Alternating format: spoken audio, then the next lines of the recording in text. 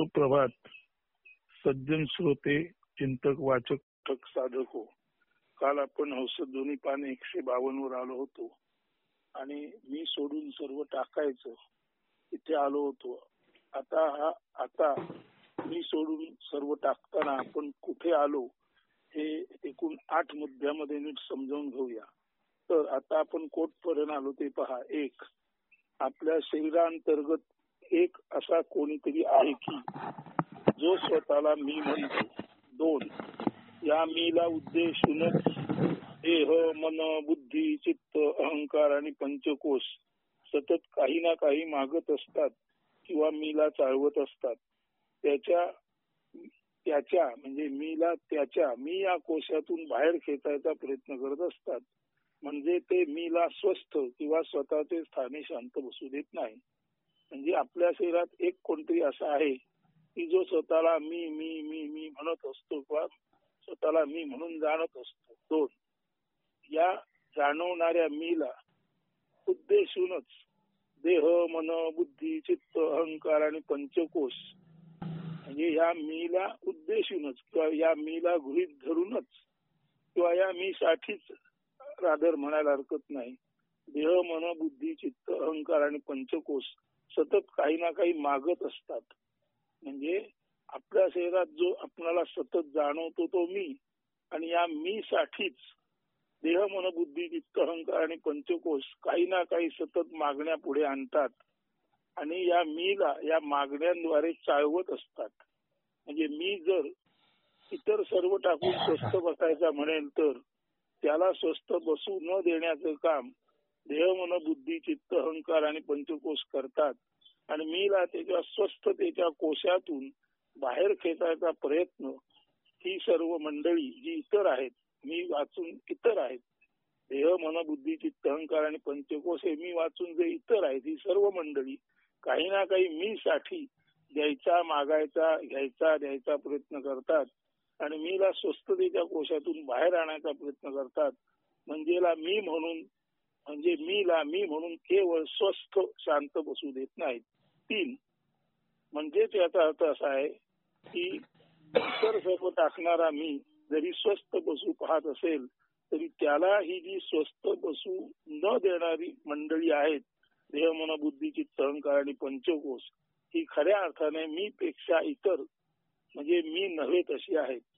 म्हणून मी काय नव्हे हे जाणलं की तो स्वाभाविकच देह, मन, बुद्धी, चित्त, अहंकार आणि पंचकोशांना इतर म्हणून समजू शकतो आणि या इतरांना जेव्हा तो नाकारतो तेव्हा हीच इतर मंडळी प्रत्येक देहामध्ये मीच्या भोवती बसून मीला अस्वस्थ करतात हे समजतं.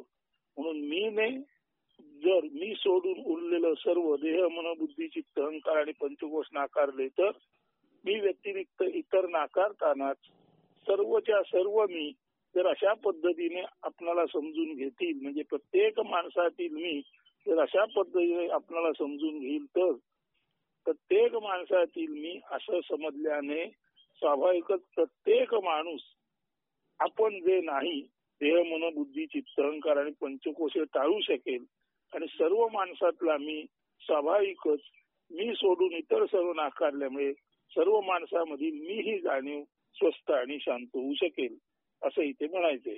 का तर मी पेक्षा ही सर्व इतर आहेत आपल्याला समजलं. म्हणून परत 1 नंबर आपल्या शरीरात एक असा कोणतरी आहे जो स्वतःला मी म्हणून जाणतो. 2. या मीला उद्देशून देह, मन, बुद्धी, चित्त, अहंकार आणि पंचकोश ही सर्व मंडळी जी मी वाचून इतर आहेत ती या मीला उद्देशून काहीतरी द्यायचा प्रयत्न करतात आणि त्या निमित्ताने मीला चालवून मीला त्याच्या स्वस्थतेच्या कोशातून म्हणजे केवळ असण्यातून बाहेर आणू पाहतात. हा दुसरा मुद्दा. 3. या दुसऱ्या मुद्द्यानंतर आपल्या असं लक्षात आलं की देह, मन, बुद्धी, चित्त, अहंकार आणि पंचकोश ही सारी मी पेक्षा इतर आहेत म्हणजे मी खरा आहे आणि बाकी सर्व इतर आहेत नव्हे. 36च्या 36 तत्व इतर आहेत आणि मी मात्र जाणीव तत्व म्हणून स्वतंत्र वेगळा आहे. 4. मीने इतर सारे नाकारले तर विश्वही नष्ट होऊ शकते. म्हणजे बघा अरुण वाघमारे यांनी आपला जाणवणारा मी तेवढा ठेवला आणि बाकी संपूर्ण स्थूल सूक्ष्म कारण देह, पंचकोश, मनबुद्धी चित्त अहंकार, जागृती स्वप्न सुषुप्ती या सर्व गोष्टी नाकारल्या जर अरुण वाघमारे यांनी, तर त्यांचा जो मी आहे तो विशुद्ध जाणीव तत्व म्हणून राहतो.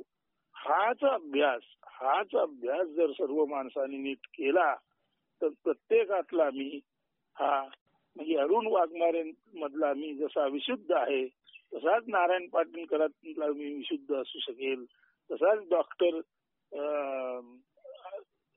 कोण नाव गाव त्यांचं आपले डॉक्टरचं नाव डॉक्टर सातपुते, तसाच डॉक्टर सातपुते यांच्यातील मी विशुद्ध असू शकेल, तसाच प्रशांत जोशी यांच्यातील मी विशुद्ध असू शकेल. म्हणजे एकदा का मी सोडून इतर सर्व कोण कळलं आणि ते नाकारलं तर अशी माणसं मी सोडून सर्व जेव्हा नाकारतात तेव्हा शुद्ध मी जाणीव तत्व म्हणून प्रत्येक माणसामधलं शिल्लक राहील आणि जे इतर आहेत ते इतर जण नाकारले जातील आणि स्वाभाविकच सर्व माणसांमधला मी हा केवळ असणेपणी कैवल्य मुक्ती भोगू शकेल. अर्थात यामध्ये अनेक अडचणी आहेत, त्या पुढे पाहूया. तर मीने इतर सारे नाकारले तर विश्वही नष्ट होऊ शकते. म्हणजे असे की मी हा एक स्वीकारला आणि बाकी सर्व नाकारलं तर विश्वरूपी अध्यास किंवा माया महत याद्वारे कार्यरत असणारा समष्टी रूप ईश्वर लोक पाहू शकतो. म्हणजे मीने केवळ आपण जाणीव तत्व आहे स्वीकारलं आणि सर्व नाकारलं तर प्रत्येक व्यक्तीमधला मी म्हणजे व्यष्टीमधला मी तेवढा राहिला आणि त्या मीवर ज्याची सत्ता चालते ते सर्व पंचकोश आणि मी सोडून सर्व आहे ते नाहीस होतं. असा व्यष्टीमधला मी शुद्ध जेव्हा राहतो आणि हीच व्यष्टी समष्टी म्हणून सर्व समाज म्हणून जेव्हा असते तर सर्व समाजातील सर्व मी जेव्हा शुद्ध स्वरूपात राहतात तेव्हा समष्टीवर कार्य करणारी जी माया किंवा महत्त्व आहे तेही नाहीसं होतं आणि या माया महत्त्व आणि समष्टीला आणि व्यष्टीला नियंत्रण करणारा जो ईश्वर आहे, ईशन म्हणजे नियंत्रण करणे, तोही नष्ट होतो. म्हणजे एकदा का व्यक्तीतला शुद्ध मी राहिला आणि इतर सर्व नाहीसं झालं की व्यष्टीवर चालणारी ही पंचकोशाची सुषुप्ती जागृती स्वप्न या अवस्थांची ही सर्व माया नष्ट होते आणि व्यक्तीवरची माया एकदा नष्ट झाली आणि त्याचाच अभ्यास सर्व व्यक्तीने केला तर व्यक्तींचा समुदाय म्हणजे समष्टीवरील सुद्धा माया किंवा महत्त्व नाहीशी होतं आणि मग समष्टीला आणि व्यष्टीला नियंत्रित करणारे जे ईश्वरी तत्व आहे त्याची सुद्धा गरज राहत नाही.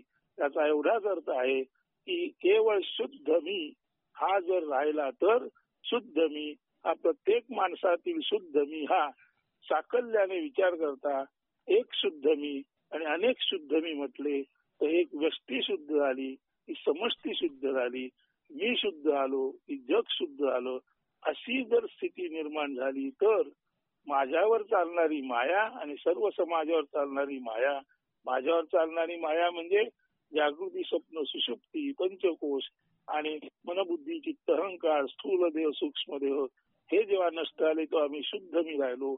तसेच अनेकानेक मी म्हणून जी समष्टी आहे तिथेही हात जेव्हा चमत्कार घडेल तेव्हा सर्वत्र अनेक दिसणारे पण तू शुद्ध एकत्वात असणार एक जाणीव तत्व राहील. मग माझं जाणीव तत्व आणि डॉक्टरांचं जाणीव तत्व आणि वाघमाऱ्यांचं जाणीव तत्व हे वेगवेगळ्या जागी आहे असं वाटलं तरी ते तत्वतः पूर्ण एक आणि एक म्हणून विशुद्ध जाणीव तत्व असेल. म्हणजेच व्यष्टीवरची माया गेली ती समष्टीवर काम करणारी माया जाते. व्यष्टी आणि समष्टी या दोघांना असणारी मायाचं महत्त्व नाहीच होतं. त्यांचा नियमन करणारी शक्ती म्हणजे ईश्वर त्याची गरज राहत नाही आणि केवळ शुद्ध मी हे जाणीव तत्व म्हणून राहतो.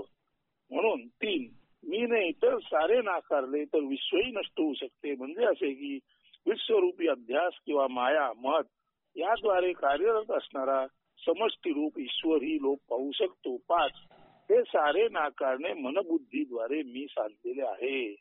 इथे खरी अडचण आहे. परंतु हे जे सारं नाकारलेलं आहे ते ज्ञानी मीने सुद्धा त्याच्या मनबुद्धीद्वारे नाकारलं आहे. आता इथे प्रश्न आहे, ज्ञानी मी म्हणून विशुद्ध जरूर आहे पण तो सोडून जे इतर आहे ते त्याने नाकारलं, ते त्याच्या मन आणि बुद्धीने नाकारलेलं आहे. आता मन आणि बुद्धी ही सुद्धा मीच्या तुलनेत इतरच आहे. म्हणजे ज्ञानी माणसाने मन आणि बुद्धी या परत येऊ शकणाऱ्या आणि जाऊ शकणाऱ्या अशा अर्थी मन आणि बुद्धी ही नेहमीच येणारी जाणारी असतात. तर येणाऱ्या जाणाऱ्याच मन आणि बुद्धीच्या साधनाने जेव्हा मनबुद्धी सकट इतर सर्व माया मी नाकारू पाहतो, तेव्हा शक्यता अशी राहते मन आणि बुद्धी द्वारे त्याने नाकारलेलं परत येऊ शकतं. कारण मन आणि बुद्धी जरी आपण काही काळ नाकारली तरी ती मन आणि बुद्धी पुन्हा पुन्हा येणारी आणि पुन्हा पुन्हा जाणारी असल्यामुळे चंचल मन आणि चंचल बुद्धीने नाकारलेलं जे असतं ते काही काळ गेलं तरी परत मन आणि बुद्धी चंचल असल्यामुळे मन आणि बुद्धी परत आल्यानंतर त्याच्याबरोबर सर्व उरलेली माया पंचकोशाची असो, महत तत्व, माया तत्व, ईश्वर येऊ शकतो. ही यातील खरी अडचण आहे. म्हणजे शुद्ध जाणीव तत्वाने म्हणजे मी सोडून सर्व नाकारलं आणि ते नाकारताना ज्याची मदत घेतली ती त्याच इतरांपैकी मन आणि बुद्धी या दोन गोष्टीची मदत घेतली. पण मन आणि बुद्धी चंचल आहेत, ती जाऊ शकतात तशी येऊ शकतात. म्हणून मन आणि बुद्धी जेव्हा येतात तेव्हा आसक्ती, तेव्हा इच्छा येते. आणि मन आणि बुद्धी जातात तेव्हा जो आसक्ती आहे व ज्या शक्ती आहे या विचाराने आसक्ती जाऊ शकते. पण जर मन आणि बुद्धीचा वापर करून आपण आसक्ती नाहीशी केली तर मन आणि बुद्धी चंचल असल्यामुळे पुन्हा पुन्हा आसक्ती येऊ शकते आणि पुन्हा पुन्हा व्यामोह, पुन्हा पुन्हा मोह निर्माण होऊ शकतो. ही खरी अडचण आहे. ही शुद्ध जाणीव तत्व जोपासताना मी सोडून सर्व टाकलं तर मी सोडून सर्व टाकताना तो ज्याची मदत घेतो ते मन आणि बुद्धीच असतं. ते काही काळ जरी दृढ निश्चयाने नाकारलं तरी मन आणि बुद्धी चंचल असल्यामुळे त्यांचा पुन्हा पुन्हा उदय होऊ शकतो. सांगायचा मुद्दा असा आहे की अत्यंत निर्धाराने मी सोडून सर्व टाकलं तरी टाकलेलं पुन्हा पुन्हा येऊ शकतो. मग आता ते कायमस्वरूपी टाकावं यासाठी काय उपाय आहे तर ते पुढे बघूया. आधी ही 8 गोष्टी पूर्ण करूया आणि नंतर हे कायमस्वरूपी कसं जातं याचं चिंतन करूया. हे सारे नाकार 5 हे सारे नाकारणे मनबुद्धीद्वारे मीने साधलेले आहे. 6 मात्र मनबुद्धी तर चंचल आहेत, क्षणिक आणि विकारी आहेत. 7 म्हणजेच त्याने नाकारलेले म्हणजे मन आणि बुद्धीने नाकारलेले म्हणजे मन आणि बुद्धीने मनबुद्धी सकट जे सर्व नाकारलं ते पुन्हा पुन्हा म्हणजे विश्व व पंचकोश येऊ शकतात. म्हणजे मन आणि बुद्धीद्वारे पंचकोश आणि विश्व नाकारलं तरी मनबुद्धी चंचल असल्यामुळे चंचल मनाने बुद्धीने विश्व आणि पंचकोश म्हणजे माया व महत्त्व आणि ईश्वर नाकारला तरी तीच चंचल मनबुद्धी पुन्हा आली की पुन्हा विश्व आणि पंचकोश आणि ईश्वर येऊ शकतात. ही आपली अडचण आहे. 8 आता या महत्वाच्या टप्प्यावर आल्यावर मीने नाकारायचे ते मनबुद्धीद्वारे नाकारणे अयोग्य आहे हेही लक्षात येईल. म्हणजे मीला जे नाकारायचंय मी सोडून सर्व ते मनबुद्धीद्वारे नाकारणे अयोग्य आहे. कारण मी जेव्हा मनबुद्धीद्वारे सर्व नाकारतो तेव्हा क्षणकाळ किंवा काही काळ मनबुद्धी सकट तो सर्व नाकारतो. पण ज्या साधनाने आपण नाकारलं ते साधन सुद्धा मन आणि बुद्धी जे चंचल आहे ते साधन सुद्धा इतर सर्व नाकारणाऱ्या साधनांपैकीच आहे. म्हणजे मनबुद्धी सकट सर्व नाकारायचे. पण मनबुद्धी सकट नाकारताना प्रथम मनबुद्धी सर्व नाकारते आणि काही काळ मनबुद्धी शांत होते. पण मनबुद्धी चंचल असल्यामुळे परत ती जाणीवेवर आली की त्या मनबुद्धीद्वारे परत पंचकोश माया महत्त्व ईश्वर येतात. म्हणून जे नाकारायचे ते ज्याने नाकारले ते ज्या साधनाने नाकारले ते जर साधनच चंचल असेल तर मनबुद्धीद्वारे मी सोडून सर्व इतर नाकारणे हे वदतो व्याघात.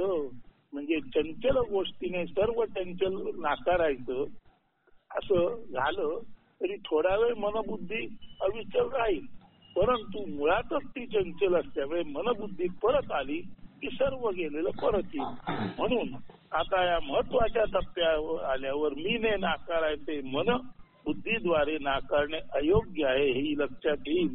याचे कारण असे की मनबुद्धी हीच खुद्द इतर किंवा मी व्यतिरिक्त आहेत. मनबुद्धी ही स्वतःच इतर किंवा मी व्यतिरिक्त असताना त्यांच्या मदतीने इतर नाकारायचं म्हणजे आगीने आग विझेल म्हणण्यासारखं आहे. 2 तसेच ती विकारी आहे. म्हणजे मनबुद्धी ही इतर तर आहेतच, परंतु मनबुद्धी ही विकारी ही आहे. म्हणजे काही नाकारताना मनबुद्धीची मदत घेणे म्हणजे इतरांची मदत घेणे असाच त्याचा अर्थ आला. म्हणजे इतर नाकारण्यासाठी मनबुद्धीची मदत घेतली, पण इतर आणि मनबुद्धी ही मीच्या तुलनेत सर्वच इतर आहेत. म्हणून इतर 6 नाकारताना त्यातल्याच 2ची मदत घेऊन 4 नाकारायची, पण ते उरलेले मनबुद्धी 2 ही सुद्धा इतर आहेत. त्यामुळे इतर नाकारताना इतरातीलच काहीतरी घेऊन ते नाकारता येणार नाही. तर मनबुद्धी सकट स्वतः सर्व नाकारायचं झालं तर ते कसं नाकारता येईल हा इथे विचार करावा लागेल. म्हणजे मनबुद्धी हीच खुद्द इतर किंवा मी व्यतिरिक्त आहेत हे एक मुद्दा. तसेच 2 तसेच ती म्हणजे मन आणि बुद्धी विकारी आहेत. म्हणजे काही नाकारताना मनबुद्धीची मदत घेणे म्हणजे इतरांची मदत घेणे असाच त्याचा अर्थ झाला. जर इतर सारे नाकारले तर मनबुद्धी स्वीकारणे वा त्याची मदत घेणे हे विसंगतच झाले ना. नीट लक्षात घ्या. इतर सर्व नाकारताना मनबुद्धी स्वीकारणे ते नाकारण्यासाठी म्हणजे मुळातच जे इतर आहे त्यातीलच मनबुद्धी घ्यायची आणि सर्व नाकारायचा प्रयत्न करायचा म्हणजे एक आग दुसऱ्या आगीने विझेल असं म्हणण्यासारखं विसंगत आहे. येथे 1 ते 8 मुद्द्यात जे विवरण केले ते सैद्धांतिक स्वरूपाचे ज्ञान आहे. खरे तर ती माहिती आहे. माहितीचा प्रत्यक्ष जीवनात वापर म्हणजे अभ्यास. अशा अभ्यासानंतर अनुभूती येते. म्हणून पाठी विस्तृत वर्णन केलेल्या 1 ते 8 या माहिती रूप सैद्धांतिक ज्ञानापासून आता आपण मी खेरीज सर्व नाकारणे, मनबुद्धी इतर असल्याने सर्व नाकारताना मनबुद्धीची मदत न घेणे, पर्यायाने मनबुद्धी सर्वस्वाने सर्व शक्तीनिशी नाकारणे असा अर्थ होतो. म्हणून या 1 ते 8 मुद्द्यांचा विचार करून त्याची विसंगती पाहिली तर आता खरे 3 मुद्दे महत्वाचे आहेत. 1 मी खेरीज सर्व नाकारणे, 2 मनबुद्धीही इतर असल्याने सर्व नाकारताना मनबुद्धीची मदत न घेणे हा दुसरा मुद्दा. पर्यायाने मनबुद्धी ही सर्वस्वाने सर्व शक्तीनिशी नाकारणे असे अत्यंत 3 महत्वाचे निष्कर्ष पुढे आले. या निष्कर्षांचे सतत चिंतन करणे याला म्हणायचे अभ्यास. हे चिंतन आता केवळ जो मी आहे त्यानेच करायचे. या सातत्यपूर्ण चिंतनालाच अभ्यास म्हणतात. याला निशिदिनी चाललेला म्हणून निधिध्यासी म्हणतात. आता नीट बघा. मी खेरीज सर्व नाकारायचं पहिला मुद्दा. मनबुद्धी इतर असल्याने मनबुद्धीचा वापर न करता मनबुद्धी सकट सर्व नाकारायचं हा दुसरा मुद्दा. आणि तिसरा मुद्दा मनबुद्धी सकट मी सोडून जे जे सर्व आहे ते सर्व शक्तीनिशी नाकारणे. आता याचा एवढाच अर्थ आहे लक्षात घ्या की मी सोडून सर्व नाकारताना मनबुद्धी चित्त अहंकार पंचकोश झाल्यानंतर स्थूल सूक्ष्म कारण देह जागृती स्वप्न सुषुप्ती जे जे जे जे जे जे जे जे मी म्हणून नुसतं जे जाणवतो, मी म्हणून जे नुसतं असणे पण जाणवतो ते असणे पण सोडून सर्व त्याच्यावरची तरफलं आवरणं कायमस्वरूपी टाकायची. ही एकदा समज आधी पक्की झाली पाहिजे. म्हणजे उदाहरणार्थ आता हा बोलणारा आहे, तो बोलणारा त्याने एवढंच समजायचंय की मी आहे, दॅट्स ऑल. मी आहे. मग मी आहे याचं रूपांतर जरी सध्या मी बोलतो, मी सांगतो, मी पटवतो असं जरी दिसत असलं तरी फक्त माझ्या असणेपणातून हे बाहेर जातंय. आता माझ्या असणेपणातून असणेपण सोडून सर्व बाहेर जाते लक्षात घ्या. त्यामुळे माझ्या असणेपणातून जे बाहेर जातंय ते बोल, ते ज्ञान, ते शब्द, ते समजवणं, ते पटवणं हे सर्व जे बाहेर जाते ते माझ्या असणेपणातून त्याचं एक प्रारूप म्हणून त्याचा एक थोडासा आकार त्याचं एक थोडस गुण, त्याचं एक थोडस ज्ञान, थोडस चिंतन, अभ्यास म्हणून जरी ते बाहेर जात असलं तरी सुद्धा ते बाहेर जाण्याच्या अलीकडे जे शुद्ध असणे पण आहे ते मी आहे. म्हणजे नारायण पाटणकर शहाणा आहे का खुळा आहे, विद्वान आहे का हुशार आहे, योग्य आहे का अयोग्य आहे, याचा विचार नारायण पाटणकर मधल्या जाणीव तत्वाला करण्याची बिलकुल गरज नाही. म्हणून तुम्ही जसे आहात तसे आहात आणि जे सर्व व्यवहार चाललेले आहेत ते एका असणेपणातून जन्माला आलेले व्यवहार आहेत. जशी सूर्यातून किरण येतात तसं सर्व तुमच्यातून बाहेर पडलेलं आहे. म्हणून असणेपण हीच जागृती आहे आणि त्याच्यातून जे बाहेर येतं ते असणेपणातून बाहेर आलेलं म्हणजे बाहेर येऊन नष्ट होणारं, येणारं जाणारं म्हणून खोट आहे. एकदा समजून घ्या. म्हणजे केवळ मी आहे याचा अर्थ असणेपण हे कायम स्वरूपी जाग आहे. त्याला झोप नाही, स्वप्न नाही, तर ते कायम स्वरूपी जाग आहे. म्हणून मी आहे एवढीच शुद्ध भावना आहे. बाकी सर्व जे काय आहे, मी ज्ञानी आहे, मी कुळ आहे, वेड आहे, श्रीमंत आहे, गरीब आहे, पंतप्रधान आहे, गुलाम आहे, चाकर आहे, याव आहे, त्याव आहे, हिंदू आहे, मुसलमान आहे, हे संपूर्ण खोट आहे. ही एकदा अंडरस्टँडिंग एकदा प्राप्त झालं. आता हे अंडरस्टँडिंग मनामुळे प्राप्त झालेलं नाही, हे अंडरस्टँडिंग बुद्धीमुळे प्राप्त झालेलं नाही. हे अंडरस्टँडिंग जेव्हा आपण काही न करता असतो आणि काही न करता असतो तेव्हा बराच काळ जातो आणि पटकन आपण थोडे बाहेर आलो की म्हणतो अरे मला कळलंच नाही, एवढा काळ मी नुसता होतोच. तर एवढा काळ मी नुसता होतो नाही, कायम स्वरूपी आपण नुसते असतो. ही गोष्ट अभ्यासाने ज्याला पकडता आली त्याला नुसतं असणं हे गावलं. आणि एकदा नुसतं असणं हे गावलं की मी सोडून त्याने सर्व नाकारलं नव्हे, तो नुसत्या असण्याला मी म्हणून म्हणणार सुद्धा नाही. ही सर्व गोष्ट निधिध्यास, निशिदिनी ध्यास ज्याला लागला की मी सोडून सर्व नाकारायचं, तो मी सोडून सर्व नाकारतो. नंतर मी ही सुद्धा उपाधी आहे, मी ही सुद्धा एक पदवी आहे, त्याचा आपणाला उपयोग काही नाही म्हणून तीही तो नाकारतो. आणि मग या अभ्यासानंतर निशिदिनी ध्यास म्हणजे या निधिध्यासानंतर एक अशी सॉलिड स्थाणू, एक असं स्थाणू म्हणजे कायमस्वरूपी असले पण जे गावतं ते असले पण म्हणजेच आपलं ब्रह्मरूप. तेव्हा ही गोष्ट भरपूर चिंतनाने सतत सातत्याने आपल्या अभ्यासाने होऊ शकते. म्हणजे मी म्हणजे नारायण पाटणकर खोटं, मी म्हणजे नर खोटं, मी म्हणजे जे जे सांगितलं जातं ते सर्व खोटं.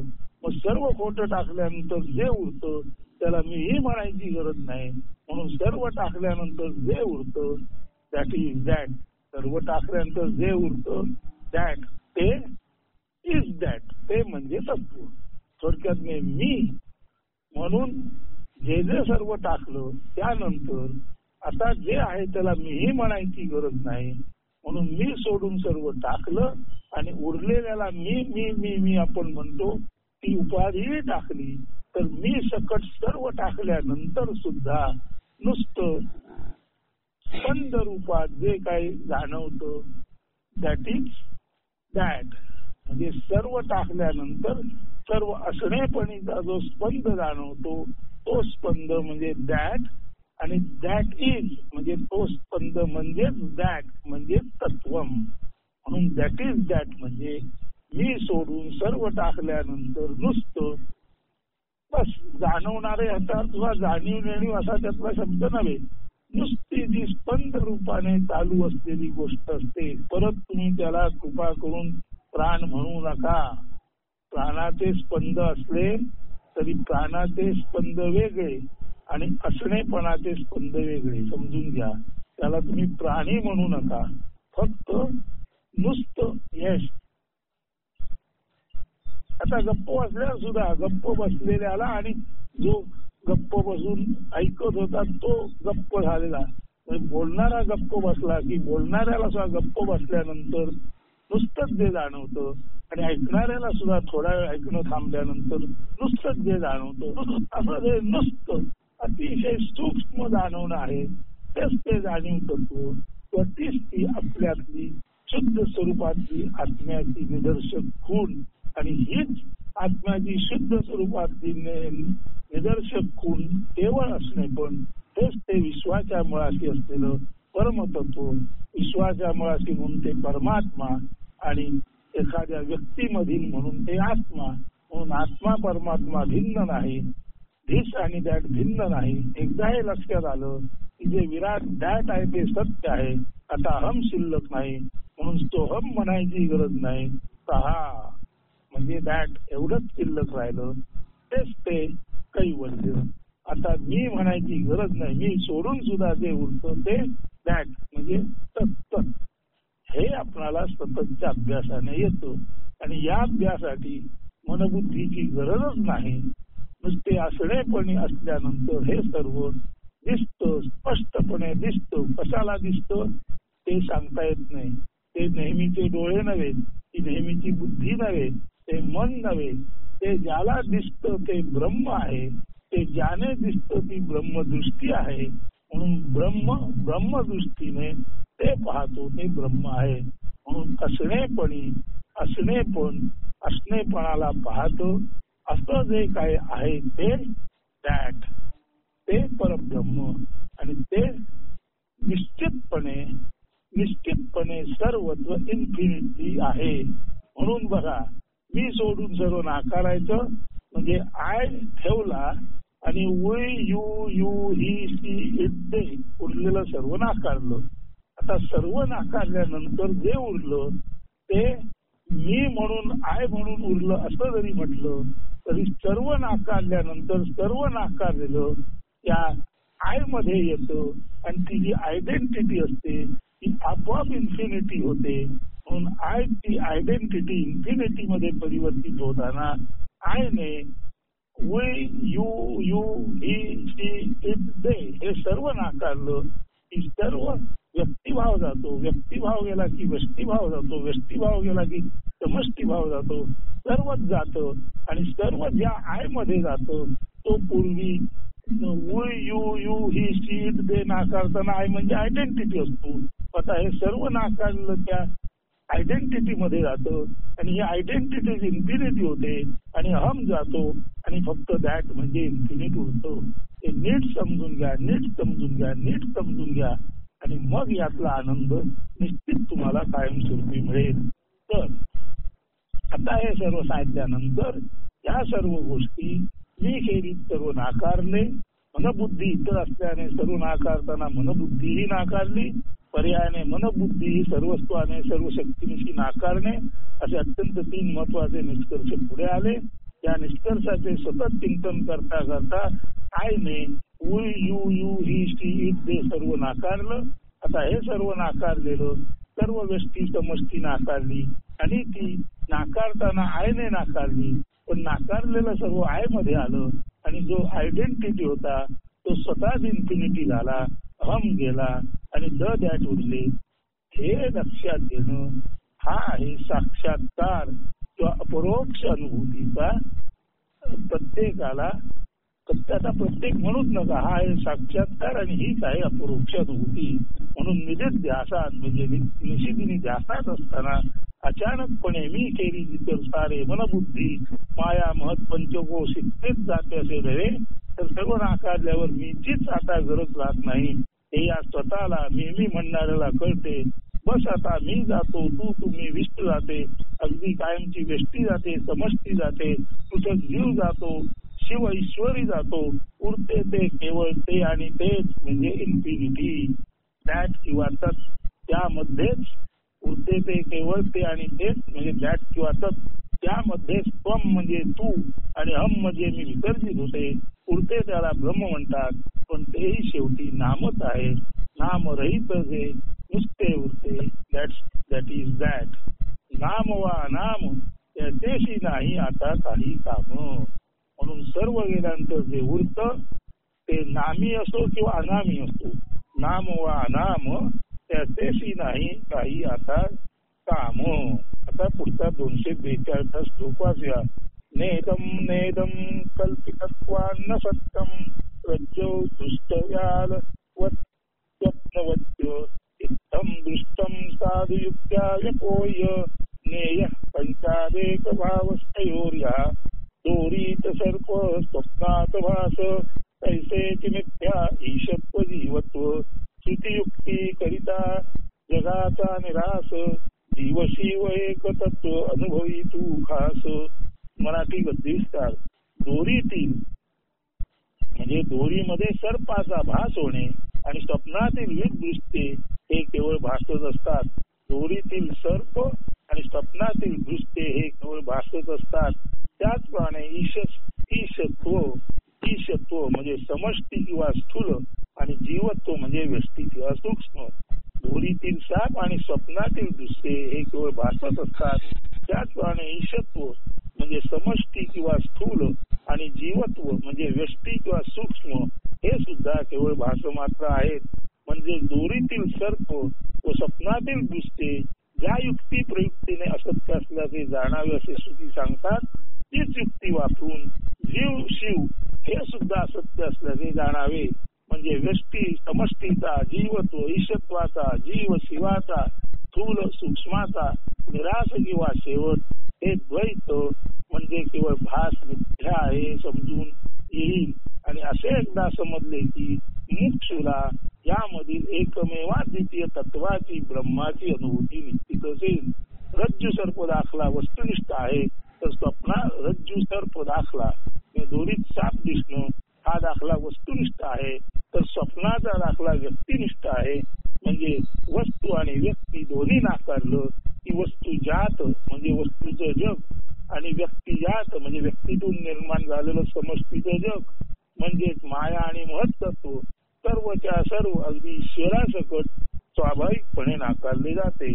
म्हणून दोरीतील सर्प हा वस्तुनिष्ठ आहे तर व्यक्तीचं स्वप्न हा व्यक्तिनिष्ठ आहे. एकदा वस्तू आणि व्यक्ती नाकारली की संपूर्ण वस्तू जात आणि संपूर्ण व्यष्टी जात म्हणजे समष्टी समाज हे नाकारलं जातं. त्यामुळे त्याचं नियंत्रण करणारा परमेश्वरी नाहीसा होतो. हे दाखले युक्तीसारखी वापरून मी मधील मी सोडून इतर सर्व नाकारले जाते. याचे ज्ञान मीला झाले की मी सुद्धा नामरूपी किंवा अहंभाव रूपी कल्पना आहे हे समजून येते. आता मीचाच लय होतो. मी चालय म्हणजे व्यक्तीचा व्यक्ती चालय आणि ताबडतोब व्यक्ती गेली मी गेला की जग गेलं म्हणून उर्वरित समष्टीचा सुद्धा लय होतो. तेव्हा केवळ अनिर्वचनीय ब्रह्म उघड होते. म्हणजे व्यष्टी गेली व्यक्ती गेली समष्टी म्हणजे समाज जातो आणि सर्व गेल्यानंतर माया गेली महत्त्व गेले परमेश्वर गेले आणि केवळ जे उरलं ते अनिर्वचनीय म्हणजे बोलता येणार नाही असं नेती ब्रह्म उरलं. हाच तो ब्रह्म साक्षात्कार. या श्लोकात न इदम म्हणजे हे नाही असे दोन वेळा यासाठी आले आहे की या योगे न इदम म्हणजे ईशत एकदा न इदम हे नाही म्हणजे स्थूलत्व किंवा समष्टी आणि त्याचा ईश्वर नाही आणि सूक्ष्मत्व किंवा व्यष्टी म्हणजे जीव नाही यांचा नकार साधला आहे. त्यामुळे आता जो हा श्लोक वाचला 242 त्याच्यामध्ये आलेला आहे नेदम कल्पितत्वान्न सत्यम रज्जौ दृष्ट व्यालवत् स्वप्नवच्च इत्थं दृश्यं साधुयुक्ता व्यपोय नेय पंचादेक भावस्तयोर्यः. हा नेदम म्हणजे न इदम हे यासाठी आलेलं आहे. न इदम म्हणजे व्यष्टी नाही व्यक्तिभाव नाही यासाठी न इदम आणि दुसरा न इदम व्यक्ती नाही व्यष्टिभाव नाही म्हणजे सूक्ष्मत्व नाही व्यष्टिभाव नाही म्हणजे व्यक्तिभाव म्हणजे व्यष्टी आणि सूक्ष्मत्व नाही यासाठी न इदम म्हणजे हे नाही. आणि दुसरं न इदम आलेलं आहे की व्यक्ती गेलं की समष्टी गेली समष्टीचा भाव गेला सूक्ष्म गेलं की स्थूल गेलं आणि व्यक्ती गेली की जीव आणि जीवात्मा गेला आणि स्थूल गेलं की परमात्मा गेला असा त्याचा अर्थ आहे. म्हणून व्यष्टी चालय म्हणजे जीवात्म्या चालय आणि समष्टी चालय म्हणजे परमात्म्या चालय. जीवात्मा गेला परमात्मा गेला माया गेली महत्त्व गेलं परमेश्वर गेला यासाठी न इदम व्यक्ती नष्ट होणं, व्यक्तिभाव आणि जीवभाव नष्ट होणं, आणि समष्टी नष्ट होणं म्हणजे समष्टीचा भाव, समग्रतेचा भाव आणि ईशभाव परमात्मभाव नष्ट होणं, ईश नियामक शक्ती नष्ट होणं, माया नष्ट होणं, महत्त्व नष्ट होणं. यासाठी न इदम म्हणजे व्यक्ती आणि समष्टीला उद्देशून 2 वेळा याचा नकार साधला आहे. तेव्हा व्यक्ती गेली, समाज गेला, सर्वच गेलं, आणि सर्वच गेल्यानंतर सुद्धा ते नुसतं राहिलं ते अनिर्वचनीय ब्रह्म, ते ज्याला म्हणतात इट गोज विदाउट स्टे, हे न सांगताही समजण्यासारखं आहे. तर हे न सांगता जे समजलेलं आहे ते साधूजन हो, ते सज्जन श्रोते हो, तुम्ही पकडून राहा, निशिदिनी त्याचा ध्यास करा. आजचं वर्णन किंवा आजचं सांगणं जरी भरपूर असलं तरी जेमतेम 2 श्लोक झालेले आहेत, पण हे महत्वाचं आहे. लक्षात ठेवा, निरीध्यासात राहा. व्यष्टी गेली, समष्टी गेली, मी गेला, तू गेला, सर्वाचा लय झाला, आणि सर्वाचा लय झाल्यानंतर सुद्धा जे नुसते स्पंद उरले तेच ते ब्रह्मस्पंद, आणि तेच ते ब्रह्म. हे न सांगताही आता आपल्या लक्षात आलं असेल, ते न सांगता जे लक्षात आलं ते आता आम्ही न सांगताही तुम्ही पकडाल, कायमस्वरूपी त्याच्यामध्ये राहाल असा विश्वास बाळगतो. आणि आजचं निरूपण थांबवतो. आजचं निरूपण थोडं असलं तरी फार महत्वाचं आहे. ते चिंतन करा, निश्चितीने त्याचा ध्यास धरा, आणि मग तुमच्या लक्षात येईल.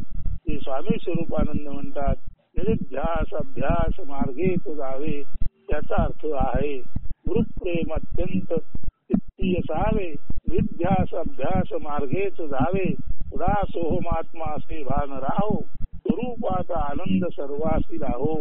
गुरुप्रेम अत्यंत नित्य राहा. गुरु म्हणजे विशाल विराट ब्रह्म. लक्षात घ्या, सतत ब्रह्माचं प्रेम आपल्या चित्तात असू द्या.